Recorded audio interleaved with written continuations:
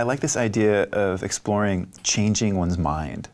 And it really is one of those perhaps indicators of intellectual humility.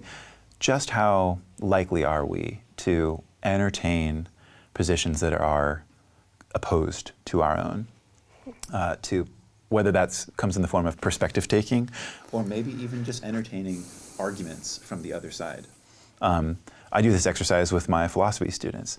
I say, tell me what you think about issue X, and I have them discuss it for a little bit amongst themselves, and then I say, okay, now stop, negate your own position, and argue for the exact opposite.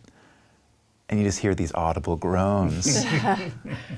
And rightly so, because, well, that's what we believe. We find ourselves believing a particular thing.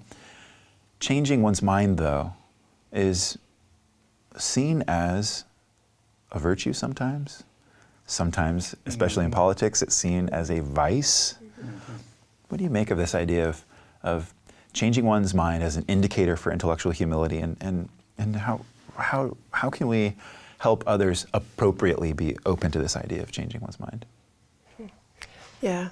Well, I do include that. So when I assess intellectual humility, I include that as one of the component parts. So I see that as part of the definition of being intellectually humble. You know, we can also think of it as open-mindedness in general, which is a similar construct. Yeah, it's connected to humility. And I think it's an individual difference. I think that that's something that some people are more prone to doing than other people. And as you mentioned, sometimes we see that as a great strength, but sometimes we see people as being wishy-washy or being weak when they change their minds. But I really think that it is a strength.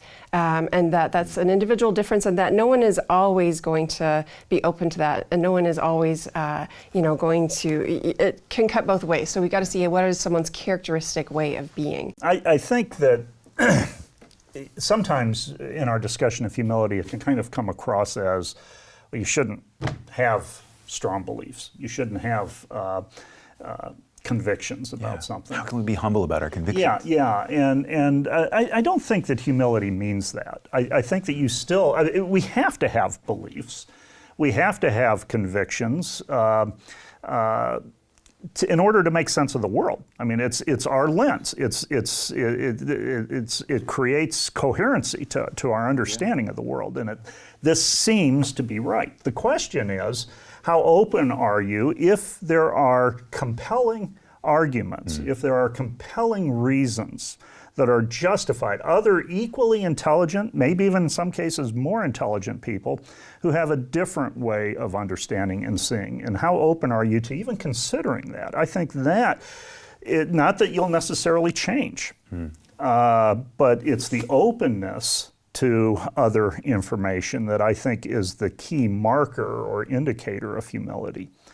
In the area for pastors and other religious individuals, Christians, you have beliefs, and those beliefs drive your faith. Are you not even willing to even listen to somebody who might have a different belief? If you're in discussion with that person, are you only thinking about what your answer is going to be? Right. And I think that would be an indication of perhaps low humility. Doesn't mean that you have to be convinced by that other person, but that you are willing to consider. And it seems like a closed-mindedness like that can even be an inhibitor to seeking the truth.